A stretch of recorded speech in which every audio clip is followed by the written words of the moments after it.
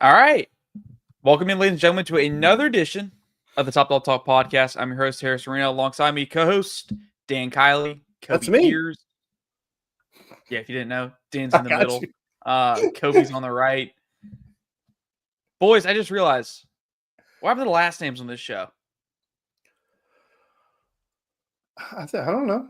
Why do we do last names? Probably They're all because gone. they're in all of our Twitters. It's typically why we do last names. True. I did just realize that as well. Dan's the only one with a digit in the @ over there on the Twitter timeline. Go follow the boys over there, gentlemen. It's been a minute. Been about a week. No Sunday show. Busy schedules, busy lives, other things going on. We're going to try and pick up the Sunday schedule, get the reaction shows. I know that's, 2 weeks in a row we haven't had a Sunday show. We apologize for that. Football season's been crazy. A lot going on in the world of college football, not only here in Athens and in Georgia. College football has its first flop ever. Interesting headline. That was going around the Twitter sphere yesterday, still going around today. But anyways, with that in mind, we have a hot topic. Gentlemen, hot topic number one today. What college football prospect / player had you the most disappointed? In other words, what highly ranked high school prospect were you just flat out surprised just didn't pan out? Go ahead, Kobe. I'll let you take this one. Yeah, I'll start with one that'll be kind of an interesting one because when I was young, I didn't keep up with a lot of recruiting, and then while I was being recruited, some here and there, it wasn't probably until I got to Georgia, we were hosting these kids every week, do I start paying attention to oh, this kid's a 5-star, he's a top ranked recruit, he should be pretty good. So honestly, the name D'Angelo Gibbs ring bells for both of you gentlemen. Oh yeah. And this is no shade at D'Angelo at all. I mean, we were teammates, great guy, all the things. But I just remember when we landed him, he was the number 8 recruit in the country. He was the number 1 recruit, I think maybe in the state of Georgia. And he was a 5-star athlete. And I just think that a lot of people thought it was going to be one of those cornerstone prospects for, that second big Kirby Smart class that, unfortunately for one reason or another, just never really panned out. I know he transferred to Tennessee, saw some playing time, and I think he ended up on South Carolina to kind of end his career. But yeah, I just remember he sticks out in my mind as one of the premier recruits that I played with that just something just didn't translate for him, whether it was just the defense being very difficult or the speed of the game moving. And I think it's always tough, right? You give these kids these 5 stars, these lofty expectations, and some of them take longer to develop, and some of them just never quite translate the way you want them to. So I think he's who always comes to my mind first, though. So, listen, the reason we're asking this question is because they had the article written up that Arch Manning is the first flop of college football, and that's absolutely absurd. I was just going through my little mental Rolodex of guys who were supposed to be all-world who didn't live up to it. We can start with Matt Barkley. He was supposed to be the greatest quarterback ever, and he was okay. You can go to Jimmy Clausen. I mean, the guy showed up in Notre Dame in a limo and a fur coat. You can go Trent Thompson, 5-star defensive tackle, number 1 player in the country, went to Georgia, didn't get drafted. Ernie Sims was wanting people to unretire number 34 at every damn school, and he was good. I mean, he was okay. Robert Kimdichie was supposed to be the greatest player ever. He's whatever. Eric Gilbert was supposed to be the greatest tight end anybody had ever seen, and now he's at Sacramento State or wherever he is, Savannah State, scoring his first touchdown. And then Jalen Rashada, most recently, right? I mean, 5-star quarterback, and he's just got benched at Sacramento State. So there is a laundry list of guys who were supposed to be this, that, or the other who didn't live up to the hype for whatever reason. And just because you don't live up to the hype doesn't mean you can't have a productive career.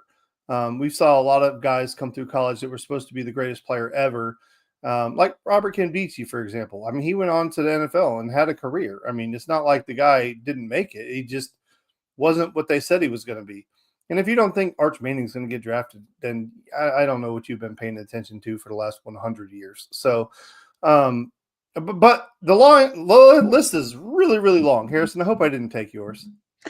I was going to list Eric Gilbert as like one I remember following coming out of high school. Like that, the hype was unreal for the guy. That was the Gatorade Player of the Year.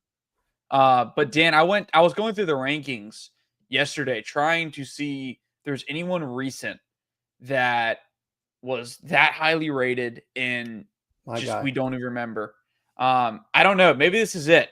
But I don't even remember like hearing about this guy.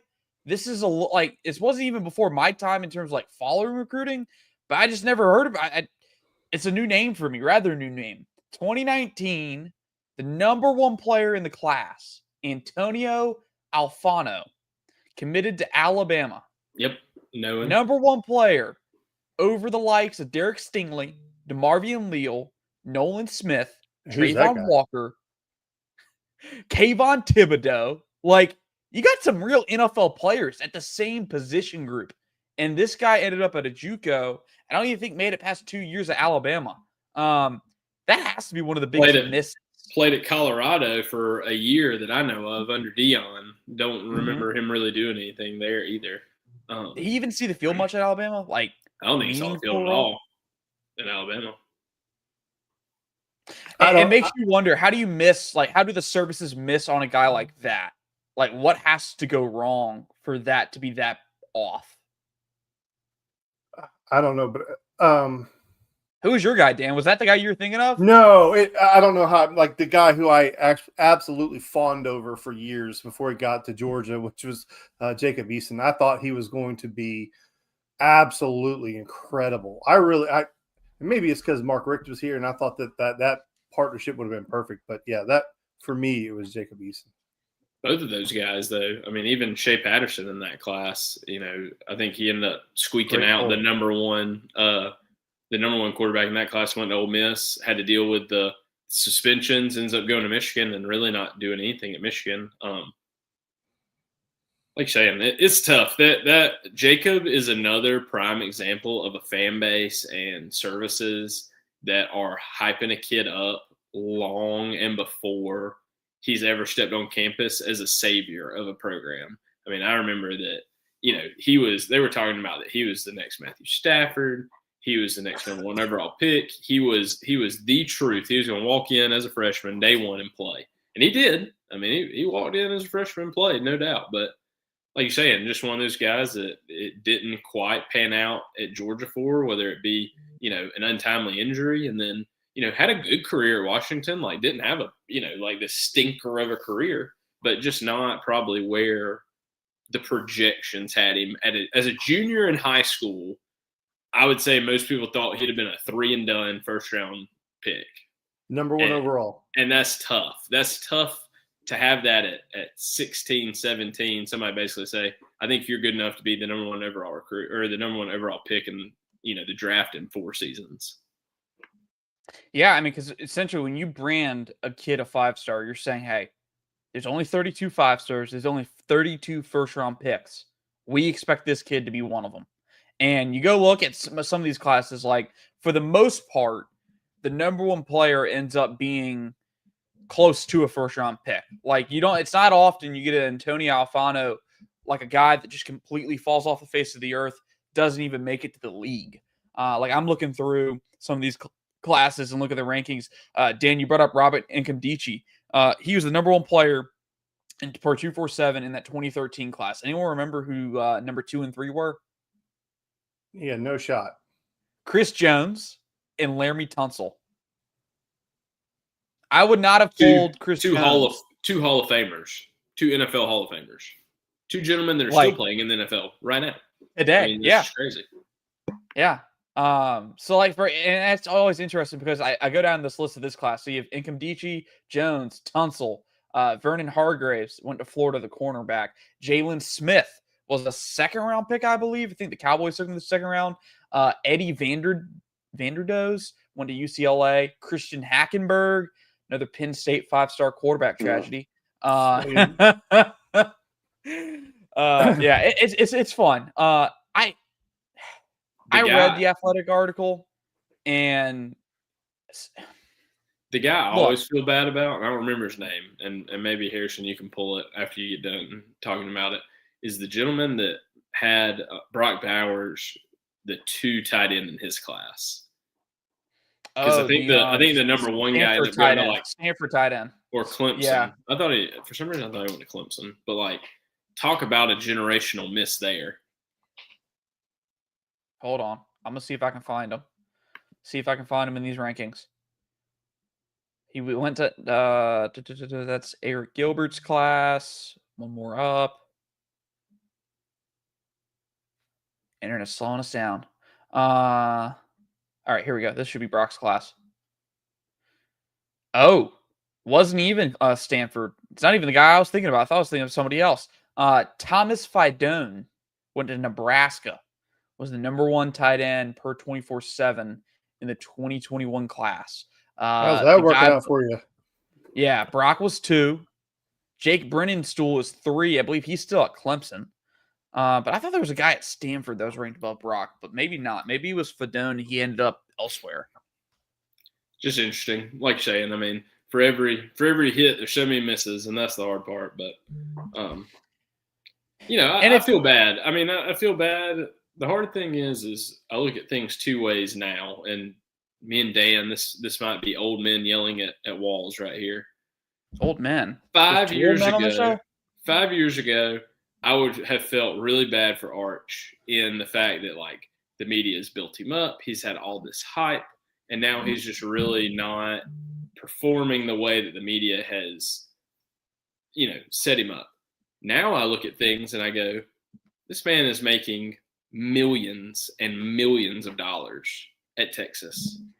Like, the part of me to feel bad for him just because he's a college-age kid has definitely just lessened a lot. Because at some point, like, you're making enough money off your name, image, and likeness and the hype that's been around you for the last 2 years that, yeah, you may have some bumpy roads, but, like, you're also collecting checks based off that hype. So you also have to take scrutiny based off that hype. Yeah, I don't know. I was listening to Kirby Smart 680 today. He was on doing like they're doing a dual interview with him and Brian Snicker, obviously, because he just retired from the Braves. They were talking about the pressures these athletes face now. And Kirby was talking about it in a different sense in terms like, yeah, there's the pressures from the outside in terms of the fans, the recruiting services. But I didn't even think about this. They're talking about the pressure put on by the family member. These kids at 17, 18 years old being the breadwinners of their family and having relatives tell them, hey, why'd you go to this school? Like, you could have went here, could have made more money. I'm like, man, I didn't even think about that. Like, it probably happens. Definitely happens. Probably happens to some of Georgia's players, I'd imagine. Just like it does everywhere else. Hey, why'd you go there? It's not even that. They got their hands out looking for a deal behind the scenes. They're like, they take something. They're like, hey, you got to go to Alabama because they probably, and I'm just saying Alabama, but you got to go to Alabama because they gave me this car and this house, and you got to go there now. Like, I mean, it's gone on forever and ever. Amen. It's not just now. I mean, those handouts have gone. Go watch the movie Friday Night Lights, not the TV show, but the movie. Or go watch He Got Game. The uncle's like driving a brand new Cadillac. It's like, bro, get rid of that car. Like, come on. It's crazy. Now it's just all out in the open for the most part. There's still some behind the scenes dealing there that's not talked about. But hey, you can go talk to some people and you can figure out all you want to know. I mean, shoot, we had a Power 5 quarterback, guys, basically try to hold a program hostage for a raise in the offseason. Just crazy times. And all right, I got to put private chat away. Kobe's over here tripping me up. Second hot topic. Let's move because we're already 15 minutes in there. We are 15 minutes in, and we haven't talked Georgia. Thoughts on the Georgia high school football moving away from the regional automatic qualifications for playoffs to a new top 32 ranking system where each team will be looked at by its strength of record, strength of wins, and strength of losses. Gentlemen, I both played Georgia high school football, Dan, I know you're still in. You still have connections within, obviously familiar connections within Georgia high school football. Just thoughts and reactions on that, because I've seen that's been generating a lot of discussions on Twitter today here in the Georgia space. I'll give my little synopsis first. This is Kobe's topic, and he's got this one hits home a little bit more for him than it does for me.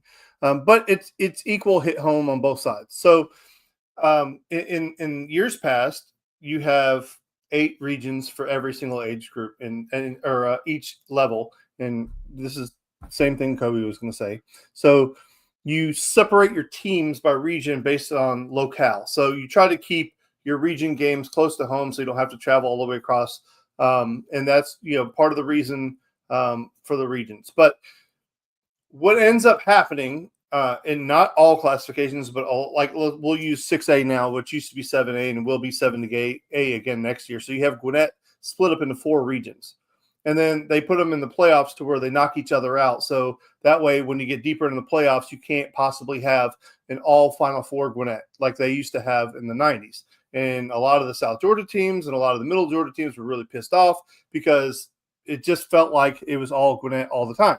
So they bracketed it this way. They're doing it the way they're doing it now. In some regions, you only have 4 teams. So all 4 teams make the playoffs. And it doesn't matter what the record is, they go to the playoffs. And then you might have a region with Collins Hill, Decula, Mill Creek, Buford, North Gwinnett, or whatever. They could all be in the same region. Somebody's sitting at home, and one of those teams that's sitting at home would absolutely destroy one of the other teams. So that's why they're going to it. But Kobe will tell you the negative side of that. Kobe. Yeah, I think the big thing about the negative, I mean, like you're saying, I think the GHSA put it extremely well in their statement. Like their goal as Georgia High School Association is come the playoffs, the best 32 teams in the state of Georgia will be playing in the playoffs. And they'd like to manufacture that as every round progresses, which is a great thought in theory, right? Like I want the best 16 teams playing in the next round, the best 8, the best 4, the best 2. Like that's the goal for everybody. And I think that they were feeling like a lot of talent was getting left at home because of the way regions go. I just think it's hard for me from a, talking about, I grew up in a county that has like 8 to 10,000 people in the entire county. It has 1 high school. The population of the city is like less than 3,000. And so the economy, the taxes, the amount of revenue and, support you're able to give to athletics programs is just completely different than somewhere like Gwinnett that is having all of this money poured into programs like Buford that's putting in, $70 million facilities. I just think that at some point, like you follow the money. Follow the money is always what you're going to end up finding out is that places that have the ear of the GHSA are going to tend to make rulings that benefit them. Not saying that it's going to kick out every small school in the whole state. That's just not going to happen. I mean, half the state's small, but it's interesting. Like we talked about before the show. I mean, Bainbridge High School's last state championship, they went 5-5 in the regular season, and then went 5-0 in the playoffs, and beat everybody that would have been better based on the ranking system. So. I just don't think he's going to see as many teams getting that opportunity going forward, especially not like below Macon. You won't see a lot of 5-5 teams making it because they're going to tell you that the teams they're playing are of a lesser caliber than all the Atlanta-based schools. And I do think it's fair in some cases in terms of like, hey, to recognize some of these regions are much harder to get through than others. But at the same time, like you said, Kobe, even in a smaller, maybe worse, less competitive region, like you said, a team could go 5-5 and still go win a state title. Like you're taking away the chance to have that happen. For me as a neutral observer, I just want good football games. I just want to be able to go on Friday nights and see the prospects I need to see. And if this means that there's more prospects that I need to see playing late in November, or early in November, I'm cool with it. But at the same time, I do hate it because a lot of these kids, majority of these kids, their last high school football games will be played in the end of the regular season as opposed to having a chance to play for a state title. Not everyone's going to go off and play college ball. Now that's kind of taking that opportunity away from some of these kids due to some things that are kind of out of their control in terms of how good their region is or how good their opponents are or how good their schedule is. But at the end of the day, maybe it does make for some better schedule making, and you won't see some of these high school teams like these powerhouses playing as many, quote, cupcake games against lower classification schools that they should blow out before they even step foot on the field. Anyways. I was just going to add one thing. One of the biggest things, one of the biggest changes, in my opinion, is getting rid of the predetermined matchups before the season starts and ranking them 1 through 32 and then making them that way. Because right now you have Region 8, 6A matching up with Region 1 in the first round of the playoffs, which is absolutely bad.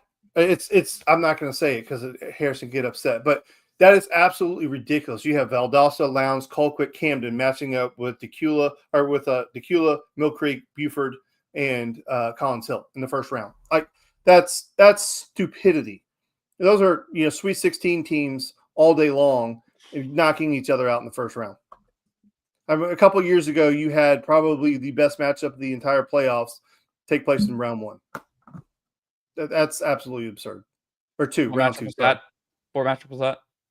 Just curious. It was Buford and somebody else, whoever beat them. But like, is that Rayola's year? It's a prime example of, like you're saying, them seeding them 1 through 32, where who you believe the second best team is won't play the first best team until the state championship. Right. Yeah. There are pros and cons. I think the biggest con you'll see in South Georgia, and it's already happening, is if you have a glimmer of hope to be like a Division I level prospect, you're gonna end up transferring to a different county. You're gonna, like, a Cairo kid that has a chance to play the next level is gonna either be at like a Thomas County Central that's a 5A, 6A Grayson school. Buford, by the way, Dan. Yeah, that's what was it. Yeah, you're just gonna see him go into bigger schools, a Colquitt County, a Valdosta, a Lowndes, somewhere with a little bit more oomph behind them than going, well, I'm just gonna stick it out at my 2, 3A school and maybe somebody's gonna come knocking one day. All right, well, boys, we got some college football, some Georgia football to discuss. College football week, I think this is week 6. Week 6 predictions and picks will be made tonight. Another 5 games. We got some close lines. It's kind of interesting. Kirby Smart on the radio said today that for this weekend, I don't know if it was just SEC, I think it was just SEC, was saying that there are 6 predicted 1-score football games, according to whatever metric he's seeing for this weekend. We got an exciting slate, not just in the SEC, but college football as a whole. Let's first talk Georgia and I guess recap what happened versus Kentucky. Gentlemen, I don't even remember what we talked about on Wednesday's show ahead of Kentucky, to be honest with you. That felt like a month ago at this point. Last week was very long. I told you, easy cover. Just easy cover. Never mind. Half a point, baby. Easy cover. That's why I'm preaching it all day. The reason Mark Stoops didn't go for 2 to cover was because he needed plausible deniability. I'm going to take that to my grave. If he went for 2 there, the skeptics would have been out there, would have been confirmed. He plays for the cover, plays for the spread. When I wrote my column over on UJ Sports, the win, loss, bad beat, the positive I put was Georgia finally had a fast start. Gentlemen, they hadn't had a halftime lead versus a Power 5 opponent since Texas in Austin last year. I'm talking almost a full year, 365 days without having a halftime lead over a P5 opponent. And they were up 21-7 at the first half at halftime in that game. I don't know if that's happened. I would venture to guess that probably they haven't gone that long ever in the Kirby Smart era without having a halftime lead. It didn't matter how you start the game. It matters how you finish the game. But I will ask a question. BS, that timeline loses its mind when damn Bobo don't start fast, Dan. When it ain't, ain't over. I had to go ahead, Kobe. You're dying to say something. No, it's just Harrison. You're right. Like, at some point, You play, you practice how you play fast, Oh, you they start race fast, baited you them. win. Well, you win games. Like, I'm not saying it's all on Mike Bobo, but I mean, you're talking about since we played in Austin, Texas, we haven't gone to halftime with a lead. And like Dan said, it's how you finish. We've won a lot of those games, great. But I mean, you just play with fire every week. That's the problem, right? If you score 14 in the first half against Alabama, you win that game. You score 14 or more against Notre Dame in the first half, you may win that game. You just spot teams 14 points and a half of football, and then you go, well, we're so much better. We're going to make some adjustments. We're going to beat you in the second half. That's great. But sooner or later, it's like, I'm ready to see you play a 4-quarter football game. And I guess to your point, the last time we did that was at Texas. I would say we didn't quite do that against Kentucky, but it's like, you know, for the longest time under Kirby Smart, I felt like we're a complete team that from the first snap and first whistle to the last whistle, we play in to beat you every single play and love while we do it. And it just feels like we've been super flat in the first half for obviously a long time now. It's been what, 3 Yeah, years? so this was what I was going to say before Kobe went, because I had to let Kobe go. He was about to bust at the seams. So He had ace in his pants. what was the first drive for Georgia? Was it 14 plays or something like that? Ooh, you caught me lacking without my ESPN Yeah. box. It was pretty close. So my question is, what do you consider a fast start? Yes, we put points on the board early in the football game, but that's not a fast start. I mean, to me, fast start is explosive play, putting points on the board quick, 1 or 2 plays and really jump on them. I'm glad that they scored first. I'm glad that they scored in their first 2 drives, but just that early game explosion just seems to be lacking. I don't know. I guess that's nitpicking, so to speak, or my definition of fast start versus Kobe's definition of fast start. And I'm not saying that's his, but I'm just saying I just want to see explosion out of the gate, just like they're being held back on a leash, right? And then when they get let go, it's just like, yeah, and just attack. And I don't get that. I just don't get that. Can we get a replay of what explosion looks like? No, that was organic. All right. You're going to have to rewind the YouTube to get to see that a second time. Sorry. I'm clipping that. That's what I need. I'm clipping that, and that's going to be like, if Georgia scores on explosive, you're going to be getting the on the timeline every week. I just feel like Harrison, you like to harp on that the thing that worries you the most is confidence, right? Hearing your coach say your quarterback may not be confident. What builds confidence is beating inferior opponents to sleep, right? and not saying that it's good to do that all the time. It's not. It can make you have a swole head. But coming off the loss to Alabama, to beat Kentucky into their place would have instilled confidence in everyone. And, I mean, we still beat them. You still beat an SEC opponent by 3 scores. Don't get me wrong. But, you could have probably hung 50 on Saturday. I'm also not saying you off the gas a little bit. And I'm not saying you should have done any of that. I'm glad to see the second team get some burn in the second half. That's always what I'm happy to see. But like Dan's saying, you were methodical. You ran a very methodical first drive to score. You kind of ran a semi-methodical second drive. And again, it's nitpicking, but, methodical is only good if you end up scoring. You go 10 plays and kick a field goal, it is what it is sometimes. I'll have to go back and look, because it doesn't feel like, to Dan's point, there have been that many quick scoring drives for Georgia. I think one of the quickest all year was the first scoring drive versus Bama. I think that was 3 plays. You broke an explosive on the ground with Chauncey, and then I think he had a play in between that, and then it was the Colby touchdown, the Gunner to Colby touchdown. I think that was probably one of the quickest drives Georgia's had of the year offensively. I think my take with this offense right now is you're not finding downfield explosives in the passing game as often as maybe you would like. And I think it's a combination of things. I think there's just some unfortunate timing aspects of it. They've tried to take some shots on tape. You go see that when a lot of their play action shots, some of the ones that Kirby talked about when a question about Noah Thomas, Georgia has pressure in Gunner's face and he can't get the ball out. or he has to check it down. It's not there. And then other times, there's a few times, as we've talked about on this show, where Gunner's eyes are in the right place, but he goes a different way for whatever reason. We haven't seen much of that. But on the other hand, they have found some explosives in the run game.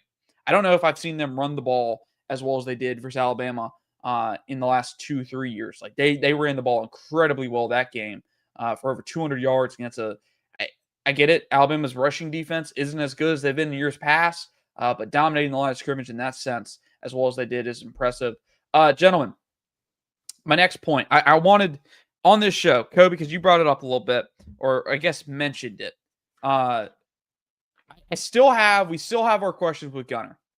And we talked a lot about this show, how concerning whenever you hear a quarterback talk about confidence and needing confidence, publicly at least, like that's concerning, not something you want to see. And you see it on tape a little bit. He's still trying to find the right confidence in terms of, hey, what ball can I rip? What ball can I not rip? When can I pull it and run it? We saw a little bit like testing of that confidence, trying to fit that one in there to London Humphreys, throws his first interception of the season. I thought there was incremental improvements from Gunner. I saw him rip some balls and hit some routes in his progression that he hadn't hit in previous games. He finally hit a backside dig to Dylan Bell, which was like the third or fourth progression on that read. That's awesome. He takes the shot downfield to London Humphrey, puts the ball at risk. And that was something Kirby talked about post-game is he's starting to shed that risk aversion style of play because I think the confidence is starting to get there. Like you're saying, I don't think that at this point I've seen the man go toe-to-toe with good enough football teams that I don't think that it's his lack of confidence. But I think I agree with you. It's that monkey, getting that monkey off the back. I mean, we saw it even through the first 5 or 6 games in 2023 with Carson Beck, right? Like he was just hitting checkdowns constantly, not giving himself an ability to read the field and throw the big ball down the field. I feel like, through the first 5 or 6 games of the season, it's been similar, for a starting quarterback that your head coach preaches, we're going to be able to run the ball. We're going to be able to play good defense. We're going to be able to position punts and special teams. As long as you don't turn the ball over, we're going to win this football game.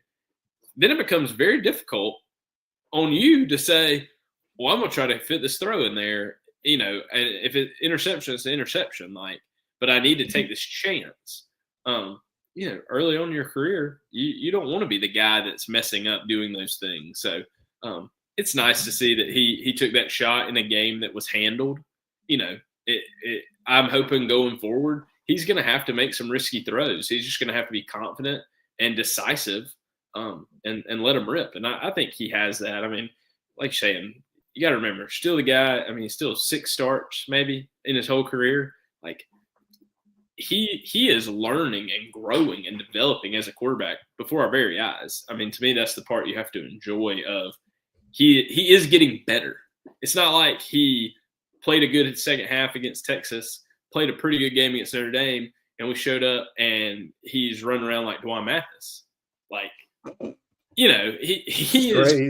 he is constantly getting better as a quarterback, and that's all you can ask for, right? Like, yeah. First Dwan Mathis mentioned on this show in a long time. Did I think he was going to be a Heisman front runner this year? No, but I don't know. That's just my take on it. Like, there's been no part of his game that I've been unhappy with to this point.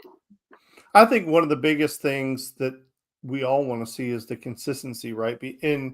I can't remember where I was watching it, but they were basically saying when he's got one-on-ones or if it's a man situation, he'll fit a ball in tight. He'll take a chance one-on-ones or in a man scheme, but he's struggling with the zone. And, you want to see consistency because and you'll never know this. I mean, it's every quarterback is different. Every quarterback processes information differently. But I guess if you had the ability to put like a brain scanner on and try to figure it out, it's like, why are you willing to take a chance here, but you're not willing to take a chance here? Like, what to you is different? Because this chance that you took where you actually completed the pass in a very tight situation, one-on-one battle, like 50-50, that was way riskier than this throw that you didn't take. So, like, why didn't you want that? And I think that's the part that drives people crazy is because you see him take chances and you see him make very accurate throws in a situation where only an accurate throw works. And then you see other situations where that window Harrison loves the windows. He'll send me these clips where he's just like, look at this window. Look at this window. He loves windows. But there is I'm here for windows. A wide open window where you could throw the ball and you don't want to do it, but you're willing to take this 50-50 ball right here and on fourth down. And throw a freaking dime. Like an app, like you walk your shit down there and hand it to him. It's that good. So we know he's capable, and I think that's where the frustration grows, if I'm not mistaken, Kobe, is because it's in there. You just want to see it every time, or more often, I should say. But it's really unfair to really drill down on a quarterback who's making as few starts. And then also a level of context that needs to be shined a light on a little bit is it's very all right, I'm saying this with a grain of salt, so don't attack me.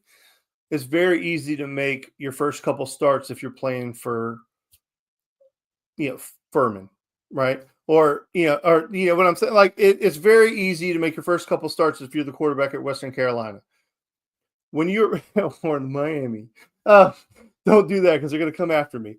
But when you're at the University of Georgia with the expectations that are laid on the feet of this program, and you are the quarterback of this program, everything is highlighted. Everything is accentuated. Very similar to Arch Manning down in Texas. It's like everything he does is over analyzed. If he completes a pass, he's going to win the Heisman. If he throws an incomplete pass, he is the worst quarterback you've ever seen in your entire life. And there's really no in between. And that's really difficult. So I honestly, as a dad, my heart goes out to him because I get to see firsthand what it feels like when a quarterback is blamed for things and all the pressure and all the weight is put at their feet. It blows my mind how people that young can handle that much pressure. There's no way at 18, 19, 20 years old I could have handled the amount of pressure that these kids are handling today. Do you we can clip that, by the way. We can put that out there. Good rant right there. We'll clip that up, make that a Dan rant on the channel. Do we want to touch on the running game? Because that's going to be a major focus. Good. It's going to be a major focus of our preview. But let's go ahead and talk about it because we haven't really talked about it. Gentlemen, show of hands. Who expected Chauncey Bowens to be Georgia's starting running back going into the Auburn game? Coming into the year? Which week? Because after week 2, I would raise my hand. Yeah, 100%. By the end of game 2, I knew exactly who the best running back on the team was at this point. By the end of week 1, I think all of us would have said, "Hey, Dwight Phillips might be the guy." But I think if you're right, Kobe, Chauncey Bowens has been impressive. He just has the most complete repertoire as a running back at the moment. Not saying he's the best individually at any one thing, but when you hand him the ball, and hand him on a run play, I think he does the best. Reading his blocks, hitting the hole, running with power, running for speed, running angles, outrunning defenders. To me, he is the most complete in that regard of anybody we have right now. It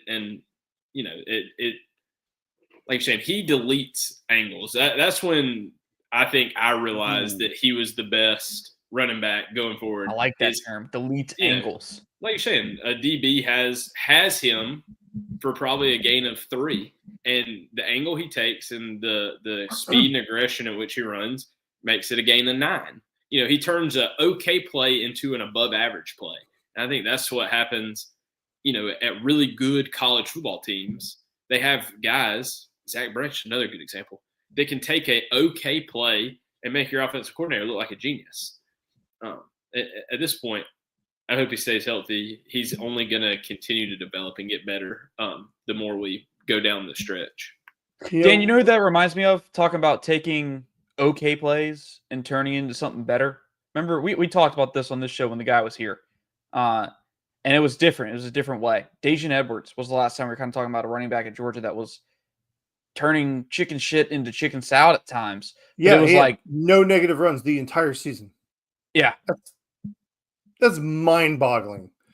I mean, at Georgia against an SEC schedule, no negative, no. But to me, this has the feeling of not. I'm not comparing the running backs because they're not at all similar. But if you remember in the recruiting class, well, you wouldn't because you were like 5. But when Gurley and Marshall came in, Marshall was a highly recruited back. He was the guy that everybody anticipated was going to be the starting running back at Georgia. And Todd Gurley, like the minute you got your eyes on him, you're like, oh, wait, he's way different than that other guy. And I don't know why, and maybe it's because I'm getting old and I just forget everything, but I don't remember him being a factor last year. Was he hurt last year? He only played in 4 games. Okay. So to me, it's one of those things where I was like, sir, I was unfamiliar with your work. The first time I saw him break out and like just take off, I'm like, I didn't know that was in there. Dan's pulling up that roster like 33. Oh, there he is, Chauncey Bowens. Yeah, like like that run against Bama. I mean, like, okay, maybe Swift was the last time you see somebody get the corner and was like, catch me if you can. And I'm not bagging on Nate Frazier because I think Nate Frazier is a talented guy, and I don't think anybody here is. I think we all think he's very talented, but it's one of those things where other guys just kind of showing up a little bit more, and I'm here for it. Like, and look, Finneran had a unfortunate post or comment this week where he kind of took a shot of cash, and I didn't think that was necessary. But if you boil it down to what he was really trying to say, I mean, yes, he took an unnecessary shot at cash, but what he's really saying is he wants to see Bowens get more than 12 carries. He wants to see, 18 to 20 carries a game with Bowens because with the guy's potential to take it to the house, and you just, it's just every time he touches it, it seems like it's very productive. Like my man needs a couple more carries. And I think if he would have just left it at that, I think we could all agree with that. I would love to see that. But Kirby is on record that he wants a rotation, and he's just that's how he recruits the position. That's how he talks about it. Kobe, you've been in the room. It's important to him. I think with go ahead, go ahead, Kobe. No. You first. All right. Well, I don't want to change the subject, but I think on the subject, keeping it in running backs, it's like the biggest difference right now between Bowens and Frazier is Frazier's not running. I don't think Frazier's running with confidence. And we've talked about this on the show before. I think they drilled it into his head. Get the dirty yards, get the dirty yards, get the dirty yards, hit the hole, stop bouncing outside. I think they've said it so much that he's not trusting his vision. He's not wanting to bounce it outside, even if it's there. If he sees it's there because they're telling him, get the dirty yards. And then you got the fumbling issue, which some people have told me it's a mechanical thing, like just where he's holding the ball. But also, Kobe, you know this better than anybody. Sometimes it could also just be a mental thing. Like fumbling the ball, you're going to be sitting there thinking about it as you're holding the ball when you got the ball in your hands. I think that's the biggest difference right now. Chauncey, you can see Chauncey's confident when he's running. He's a little bit more patient of a back in the backfield. There's a couple of runs versus Bama where he's pressing the inside that makes Damani Jackson basically out-angle himself, get himself out of the play. And Chauncey, like Kobe says, deletes the angle. Kobe, go ahead. Yeah, like you're saying, I mean, this is the hard thing about college, right? Like Nate Frazier's a hell of a running back. He had a fantastic year last year. He's had flashes this year, right? And I think this year's really kind of come down to the fumble against Alabama. I mean, guys fumble the football, right? Like it sucks for him that it's become this kind of shtick of like, well, he doesn't take care of the ball. I think Kirby kind of drilled that in last season of like, well, he's having some issues protecting the football when we give it to him. Just don't feel like we can trust him as much. I thought he's had a really good offseason. Thought he had a really good first couple of games. So it kind of sucks that kind of has rehashed itself at this point. Because you're right. I mean, running with confidence is half the battle. I mean, trusting what you see and knowing, it's not about the talent. It's not about any of that part of it. It's just about being able to, have the ball in your hand and go make a play when it's asked of you. And so, I'm happy. I don't see the head ball coach going to somebody toting the ball 20 times a game. I mean, he didn't do that with Nick and Sony. It's not going to happen at some point. He's going to split. At best, you're going to get down to a 3-back rotation. But I mean, I already kind of feel like you're in a 3-back rotation. I mean, What? Cash is in for passing down situations as a blocking and pass catching threat. I feel like otherwise you pretty much are rotating 3 running backs the rest of the game. Wasn't I there think- a time when Chubb got hurt that Michelle was getting 25 plus carries a game? And wasn't there a time where Swift was getting a shit ton of carries? All my point, and I'm not trying to argue, I'm just saying that there have been times where they force fed the running back a little bit. It has happened, but to your point, it's rare. they like the healthy rotation. Yeah, I think Kobe, you bring up a solid point. I do think they've dwindled the rotation a little bit this year, but I think it's been because circumstance, really. Dwight Phillips has not been healthy, I think, since week 2. Fully healthy. I believe he's dealing with a hamstring injury, if I remember correctly. He's been able to play, but hasn't been fully healthy, which is why we've only seen him he got 1 carry versus Kentucky. I think he had 1 carry versus Alabama, and the explosion's not there. The play didn't work. That's the most we've seen of him. But like you said, outside of Phillips, it's Chauncey and Nate are kind of your every down back. Cash is your passing down back. And then Josh McCray is your goal line short yardage guy. But, man, my God, that touchdown run he had versus Alabama where he's fighting through 3 guys trying to bring him down, crazy. All right, let's flip the script. Let's go to Auburn. I think we touched on Kentucky. We'll go ahead and give our props real quick to Brett Thorson's 60-yard punt. I know this is a special teams podcast. We pride ourselves on talking special teams a little bit. Downed another one at the 1, OG Thorson. The punter from down under did it again on Saturday. We'll see what he does in Jordan Hare. Sorry, Dan. See what he does. See if he even gets a chance to go on the field. Gentlemen, this game's interesting. Real interesting. 7:30 kick.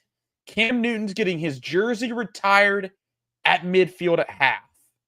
This place is going to be crazy. This place is going to be loud. Auburn. I'm going to set the scene. Well, I'm going to set the narrative real quick. I see a lot of similarities between, like, storyline-wise, situation-wise, with Auburn this week in Florida last weekend. And it comes down to desperation. I think Auburn is desperate at this point. You're riding a 2-game losing streak. You've lost the 2 ranked teams you've played to. You're averaging 13 points against AP top 25 teams. Granted, you've had a tough draw of those so far. You played OU. You lost on the road at OU. And then you played Texas A&M on the road as well. Now you get another ranked opponent after a bye week. Georgia comes to town. Maybe their defense is not as good as it used to be. Auburn's offense certainly isn't as good as what maybe it should be under Hugh Freeze. And my question now becomes, what does a desperate Auburn team look like? Because right now, it's been written on the wall since Hugh Freeze was playing 18, trying to get his handicap down as low as possible over the summer. This guy's on the hot seat, fellas. This guy's coaching for his coaching future on the Plains. And now he gets a Georgia team coming to town, fresh off that win over Kentucky, puts the Bama disaster or the Bama bad taste behind him. And now you get Jordan Hare magic at home versus a team that I think a lot of people are saying Georgia has some vulnerabilities, more so than in the past. General, I guess, overall thoughts in this matchup. Kobe, I know pre-show you were asking, does anyone have a good feel in this game? I'm 50-50 right now. But I'm leaning Georgia. I'm still leaning Georgia's to win. I'm just wondering, okay, how comfortable is it, if comfortable at all? Is this like Tennessee, where you escape by the skin on your chin, or is this, hey, it's close going into the 4th, Georgia pulls away, 2-score game when 000 hits? Where are y'all at right now? Go ahead, Kobe. I think, and this will be one of those, like, I'll throw a question back at y'all. It's kind of like the Alabama of old, right? Can you name the last time, in your opinion, Georgia lost a football game to someone that you would consider average at quarterback? Jalen Milroe. Damn. Dang. Now, listen, he had probably the greatest game of his entire life against Georgia, but like he was So not that's what I'm playing well. saying. That's what I'm saying. So like at this point, Chad Kelly? back, right? And wow, that's a long time ago. Ole Miss. It just takes a special kind of caliber quarterback typically to put you in pressure filled situations. Not saying that the guy at Auburn can't do that. I'm just saying from what I've seen so far, he has not stood back in the pocket and picked you apart the way the defense has been attacked more times than not this season. He's going to try to be +1 in the run game. He's going to try to get you sleeping on bad rush lanes. He's going to try to make it hurt when you have him on a 3rd and 9, 3rd and 10, and he scrambles and maybe picks up first down. I don't see him sitting back there and you playing zone and him picking you apart all night long. At that point, it's going to come into more of an old school Georgia Auburn football game of they're going to try to run the ball. They're going to try to establish a run. They're going to try to pressure the quarterback. They're going to try to get you in obvious passing downs. And they're going to try to get after the guy that, for you, is a young starter on the road in the SEC at 9. And I would say both game plans are going to be eerily similar in that. We're going to try to stop the run. We're going to try to get them in obvious passing situations against a quarterback that hasn't been great in obvious passing downs. I just don't think that you have somebody over there that is as talented as the last 2 quarterbacks you've played. Skip Kentucky. The last 2 quarterbacks you played before you played Kentucky. With Joey Aguilar and Ty Simpson. Real quick, because I'm going to pass this over to Dan. I think the concern on Georgia fans is there's been a trend the last year or so. He's going to steal my thunder. Watch this shit. That Georgia has made some quarterbacks play way above where you traditionally think they are. Like a la Jalen Milroe. Yes, and I think one of the biggest factors that contribute to that is a quarterback who can use his legs. For whatever reason, whenever the quarterback can factor into the running game, it's giving Georgia a hard time. Haynes King set the blueprint. And, I've heard this everywhere. I've heard Brooks talking about it. I've heard 680 The Fan talking about it. I've heard Aaron Murray talking about it. I've heard Paul Feinbaum talking about it. Everybody talking about Buster Faulkner blueprint. And one of the best answers I heard, and I wish I could give the person credit. I just don't remember who it was. Maybe it was Greg McElroy, but he was like, if you're coaching in the SEC, your job is pretty much every single offense looks similar. And then every defense also looks similar. So if you're not trying to figure out how to best what the other people are doing, then you're not doing your job. So it's not that Buster Faulkner was like the Wizard of Oz and he figured it out but he just kind of figured it out first. But other people were kind of on the road. But it doesn't matter. Like, to me, I think one of the biggest oversimplifications is if you have a great coaching scheme, then you're going to win a football game. That's bullshit. You have to have Jimmys and Joes every single time. Every single time, if you don't have the personnel to execute what you want to do, you're not going to win a football game. So to me, a lot of these teams that have personnel and then they were able to get a quarterback to execute into a system to give Georgia a hard time. And I think that's one of the things, and this is a long-ass winded way of saying, Jackson Arnold is not as good as some of the other guys around. But like the old song goes, I'm not as good as I once was, but I'm as good as once as I ever was. And that's all he's got to be. He's just got to be good once. Well, and here's the scary thing. Because we talk about Jackson Arnold needing to have probably one of his best games to beat Georgia. There's outside of the front 5, which Auburn is last in the nation in sacks allowed. They've given up 21 sacks, 9 of those versus Oklahoma. 9 sacks in a football game. Not sure how often I've seen that in a ranked matchup at the time. 10, actually. Sorry, 10. Shout out Kobe.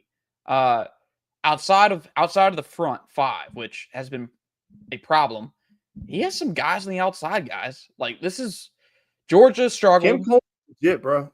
Mm-hmm. Probably going to be the top portal target if things go south on the Plains this year. Good God, Auburn fans come after Harrison. They know it. They know it just as we do, Dan. Like, I'm not trying to put the kid in the portal, But if things go south, everyone and their mama on these coaching staffs are going to be hitting up Cam Coleman. Like, hey, come on over. Tampering season. And then they have Eric Singleton Jr., who Georgia fans know very well. The last 2 years he's faced Georgia at Georgia Tech. He's had some of his best football games. 8 receptions for 86 yards and a touchdown in 24. Just last year in the 8 overtime game, he had 4 receptions for 96 yards the year before in the first of 2 really close football games for Georgia Tech. They got personnel on the outside. Like, he has the weapons to do some damage. And I'm not sure, Kobe and Dan, what scares me more. Is it Jackson Arnold in his ability to use the legs as a runner versus Georgia? Or is it the 2 guys on the outside going up against a Georgia secondary that's had its growing issues? Combine that with a Georgia front 7 that has been anemic in terms of when it comes to pressuring the quarterback consistently. Yeah, I saw that, Kobe. You're muted, but yeah, Kobe liked the anemic. I mean, I think if we know one thing about this Georgia team, and we've said it maybe 3 weeks in a row now, we know they can run the ball and they can stop the run. They've stopped the traditional running game. They haven't. The last 3 years, you've seen the decline in the defense in terms of stopping the traditional run game. They've had it in spurts, but then there's been the quarterback run game, which has been a problem since Kirby Smart was at Alabama. Is it improved? We haven't really seen a quarterback able to test it yet. This Saturday is going to be a good key into if they're able to keep a hold on it. I think one of the biggest factors that contributed to this long winning streak by Georgia, and if you remember before Kirby got here, the series was almost dead even. Not Kobe. Mm-hmm. It was it was a tight series, Mm-hmm. and Georgia really opened up a nice lead. But Auburn does win some recruiting battles. They do get good players to come in there. Cam Coleman obviously jumps to the front of the line, but they have defensive players that Georgia recruited as well. It's one of those things where these schools are very close together, and a lot of people on the southwest side of Georgia grow up Auburn fans, not Georgia fans, because they're so much closer to Auburn. I mean, this, to me, before the Aaron Murray hit, whenever Nick Fairley just tried to end Aaron Murray's life on that particular day, and then his offense was it Ben Jones was his the center came back with the dreads. Yeah. Anyway, prior to that hit, me and my friends would always say that Georgia and Auburn were cousins. It's like they those programs mirrored each other for such a long time. To me, this was always one of the bigger rivals, and I know that Florida's supposed to be the biggest rival, but to me, it was always interesting because it was always back and forth. It was always really close, and they still recruit well. And, one of the things that I didn't understand growing up is why all these kids went to Auburn. And then, you start to understand geography a little bit. You're like, oh, it makes sense. But, we went there this summer, had an opportunity to work out there, meet all the coaches, do all that stuff. And, man, it's a really fun place. It really is. It's a fun place. And when you're down there, it can feel home pretty quick. And, I have personal history with Auburn, and I try to hate Auburn, and it's just really hard for me to hate them. But to me, this is just one of those games where I understand that the nation will look at it and say that Georgia ought to beat them handily. It's just these games are never. I mean, very rarely is it a blowout, right? Hasn't been recently. I mean, I think the most decided this game has been was the one that Auburn served up the Georgia in 17 in the regular season. And outside of that, Kobe, was it 18 that Georgia kind of ran him over at home? Was it 2018? You were on that team if it was, where Georgia had a kind of decisive win the next year. But I think Auburn may have had kicking in. He doesn't remember that. Yeah. Shout out Kobe. But I think this matchup, you're going to talk about it. It just depends. It just depends what you consider close. 31-13 last year, 42-10. That's an ass in whipping. 2022, 34-10 in 2021, 27-6 in 2020. You know, like you're saying, there have been some close ones. Like 2019, that's the Bo Nix year. It's a touchdown game. They have the ball late in the game. September when we played them there in 2023, 27-20. That's the game that Brock Bowers won you. That's the Brock Bowers legacy game. So like you're saying, they've been close ones. But to say they've all been close, I mean, since Kirby's been here, you had the pick six, the Mo Smith pick six to win that one. You lost the next year at Auburn. You avenged that. Then you win by 17-7, 21, 24, 32, 7, and 28, roughly. Or 18, sorry. Look at the quick math from Kobe. So you're saying, I mean, they've definitely been closer over there historically. I also think that's why the line's at 3.5. I mean, I don't think you're going to go walk out of there 31-7, dogs hooping and hollering, but Heck, I mean, one of y'all might pick up 31-7 the way y'all been picking this year. Well, listen. Good God. God dang. Shots fired today. This man's wondering why we've been skipping Sunday shows. Oh, shit. Getting bullied. Just messing with y'all. Hey, I remember Dan said, I don't feel good about Georgia winning this game, but I'm not picking them to lose. That was before the Alabama game. I'm like, what do you mean? Anyways, all right. You mentioned it, Kobe. The betting lines were there. 3.5 point spread. Let's go ahead and get our picks in for the week. I don't have starting with the Georgia one. No. Well, we might. Start with it. Let's go. All right, hold on. I'm trying to get the picks so I can write these down so I don't have to do it later. I don't have the picks from last week, so we will have to touch back on that Sunday when we update those records. They were probably bad, if I had to bet. I think y'all actually had a decent weekend. I know Texas was a huge letdown. But yeah, the records have not been great. Dan was over 500 last week. I know that for the first time. And then Kobe. First time my ass. Oh, Dan had a good week. Kobe's fighting I had himself multiple good weeks until I didn't. Dan missed on Texas, hit on Alabama, hit on Texas Tech, hit on Miami. I think I just went 1-3. I hit on Texas Tech. All right. Well, Harrison, Kobe's trying to dig himself out of a hole. 2-2. I'll take it. We're 500 this week, baby. All right. Let's start. Let's start with Georgia and Auburn. I'll go first here, I guess. I'll take Georgia to cover 3.5. Maybe I'll regret it later. I'll take Georgia 3.5. I got money. I've already got money laid down on. I think I took him at 2.5, but dogs cover. I think I got in that line early when it was slippery. So, well, I was really putting a lot of thought into this one, and then I remembered. This guy's gonna get a copyright strike. People ain't even gonna see this.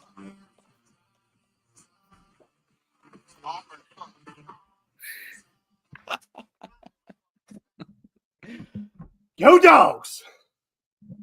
There we go. No Barner Dan this week from Dan. All right, let's go to the South, the other South. Let's go west. The Cotton Bowl, 3:30 kick in Dallas, Texas, Oklahoma, unranked Texas, gentlemen, with the biggest flop in college football history, facing a healthy John Mateer, question mark.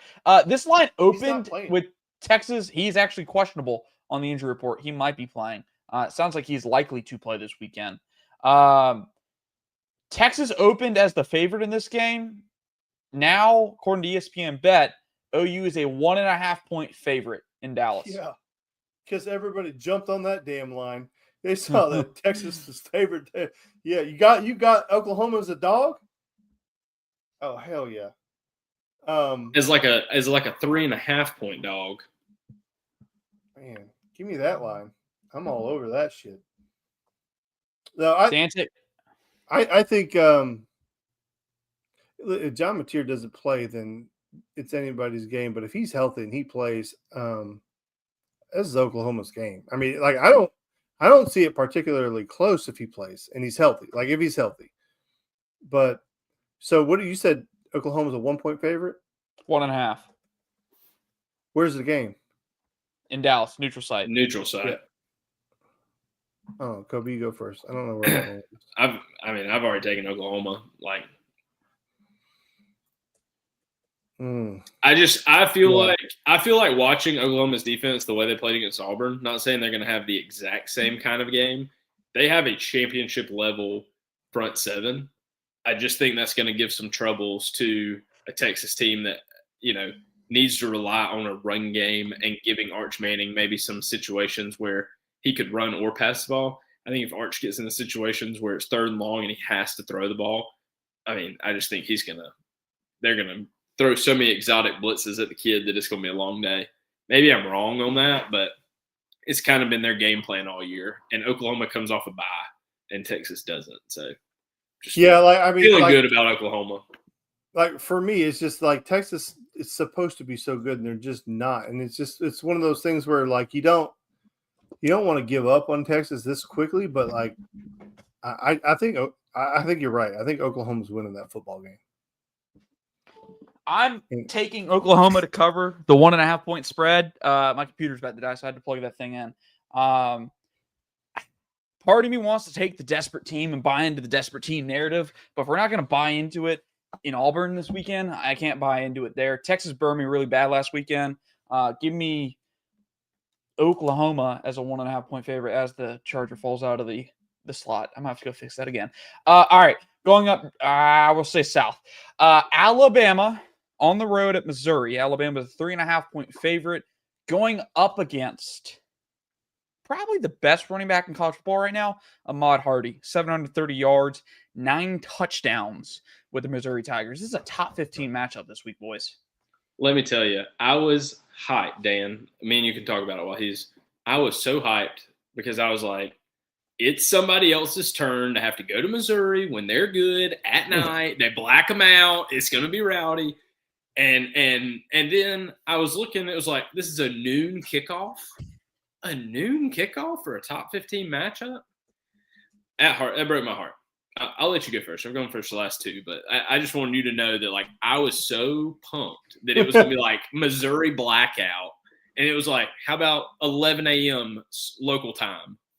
Yeah, well, like, I don't think Missouri's strong enough at quarterback to beat Alabama. And I think Alabama has too many weapons. And I think that you'd be hard-pressed to find a quarterback playing significantly better than Ty Simpson right now. I guess a lot of people are really on the Dante Moore train. And he has played well for sure, but I think, and I think a lot, it's a verbal crutch. I need to get rid of it. But Ty Simpson's playing very well, and I think Alabama is able to get it done, even on the road. And you're right, Missouri is a funky place to play. I got Bama covering. Thanks for your analysis. Thanks. Much for the same reason. I think this game's going to be close. But I think in the end, the better quarterback's going to win out, and they got the better quarterback. I think they have the better weapons. They have Ryan Williams, 17-year-old, who's now 18. Now. Yeah, 18 now. Fellas, I'm not going to lie. Desperate times call for desperate measures. Oh, boy. In different things. At home, the half-point hook on the 3.5. Kind of like Are you switching it up? I'm kind of like a Mizzou here. I never picked nobody. So the road struggles for DeBoer continue. Listen, does he wear a black hoodie? They're going into a game where a gentleman is like one of the best running backs in all of college football. I just feel like, they may have some issues. I'm not saying they won't be able to score. I'm not saying whatever, but I also look at like the timeline of college football, and maybe it's just me overanalyzing things. They played in a super emotional game 2 weeks ago. They played in a super emotional game last week, and now they roll into town. Like, they have got to just be exhausted mentally. I just think that catches up with college football teams on occasion. So that's all the explanation I need. All right. We got a lot. There's a lot. I'm trying to narrow it down in terms of what games I want to pick because there's a lot of good ones. I think this is going to be obvious. Autzen Stadium, number 7 Indiana goes on the road to number 3 Oregon. I got Oregon covering 7.5-point spread. Like this feels too easy, which scares me. But no way the Fighting Cignettis go in there and pull out a win. They don't have to pull out a win. They just got to lose by a touchdown. I mean, look, Lanning showing no mercy, putting little brother to sleep this weekend. Ducks by 1 million. Boat race. Yeah, This is why Dan's on the show. I like Oregon covering. I just wanted you to know that Indiana didn't have to necessarily win. Hey, 7.5 spread just means Oregon by The 1 million. Black attack is back, Jack. That's getting clipped as well. All right. How many picks we got? We got 4. All right. Last one. It's real difficult, but we're going to go to it. Let's stick with them Gators. Going on the road. Emotional win. Got to have it over Texas. Now they play the next Texas team. Number 5, Texas A&M at Kyle Field. Texas A&M is a 7.5-point favorite. I've taken the Aggies to cover in pretty much every football game that we've picked for them. That's not changing tonight. Yeah, I think the Aggies are legit. I think they give Florida some trouble after a big emotional win. Well, now that Jimbo Fisher's gone, I can say, pump them, Ags. Get them. That's Look, crazy. I'm wearing all white like they do too. My man Dan's going to be at the Midnight Yell. Live from the Midnight Yell. Dan Kiley. I've got a story for you. We have Bama There Dan. was a team that come from the swamp. Hey. We had Bama Dan. We had Barner Dan this evening. And now we have Aggie Dan. There's too many alter egos in this world. Aggie Dan's one of my favorites so far. Yeah, I think Aggie Dan beats it. Although Bama Dan, he's been missing from the show for a little bit. I don't think Kobe's ever been on for a Bama Dan. You might be right. I don't think we've had a Bama Dan since they lost to Vanderbilt. Kobe, you remember the skit where the kid says he's going to go to Alabama and he doesn't, and his dad's behind him, and he's like, "Yeah, that's the genesis of Bama Dan." Bama Dan's fun and entertaining. All right, maybe we get Bama Dan next week if they lose to Missouri and Kobe's right. That, or maybe we just all opt out because we don't want to be here when Kobe's right. But we'll see. Anyways, that's going to wrap it up tonight, ladies and gentlemen, for another edition of the Top podcast. Them dogs going to Auburn. Dan apparently going to Midnight Yell. Kobe, you making the trip? No? All right. Cannon's going. My brother's going, but I'm calling it a weekend. Wait, hearing that Dan's kid's going to the game to watch a Georgia game, can I switch my pick? That kid's been bad news bears when watching Georgia play. Cannon was going to the Ole Miss game next weekend as an Ole Miss fan, I may would swap my pick, but not at Auburn. Not at Auburn? All right, there you go. You heard it here first. Dogs covering. Dan has Georgia, OU, Bama, Oregon, Texas A&M, all spread. Damn, we all picked favorites this week. Not one dog. Damn it, boys. Kobe picked. Suck. Wait, sorry. I literally picked Missouri. What are we talking about? I overlooked it. Yeah. Kobe with the dog, picking the Tigers at home. And that's not true. It just depends. The Oklahoma, that's so skewed because Oklahoma, if that was the Texas line, for a majority of the week this week, it's been Texas has been favored by 3 points. So I can't help that the line has swapped midweek. You heard it here first. Kobe has Missouri as the dog. Me and Dan have all the favorites. Pick your sides wisely. We are not betting advisors, and we are not expert gamblers. But we enjoy doing it. 2 seconds and a shout out. My boy Asa had a 3-pointer. He had multiple rebounds. He had a block shot, and he had an assist. The only thing he didn't have was a steal, but he filled up the damn stat sheet. Hell of a debut by my guy. All right. With that said, we'll see you next week.